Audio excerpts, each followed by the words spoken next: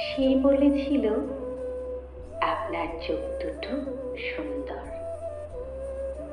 আপনার কণ্ঠস্বর শুনতে ভালো লাগে, খুব মিষ্টি করে কথা বলে, আপনার ঠোঁটের নিচের কালো তিলটা দেখে যে কেউ প্রেমে পড়বে।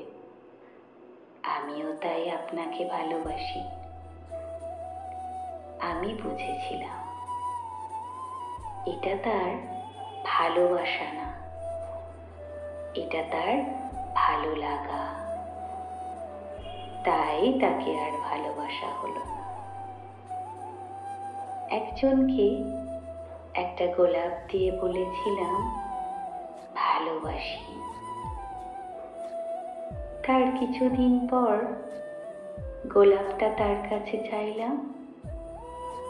সে বলেছিল গোলাপটা শুকিয়ে গেছে, গন্ধহীন হয়ে গেছে, তাই ছুঁড়ে ফেলে দিয়েছি। আমি বুঝেছিলাম যে সে সৌন্দর্যের প্রতীক। সৌন্দর্য নষ্ট হয়ে গেলে সে গোলাপের মতো আমাকেও ছুঁড়ে ফেলে দেবে। তাই তাকে আর ভালোবাসা হয়নি।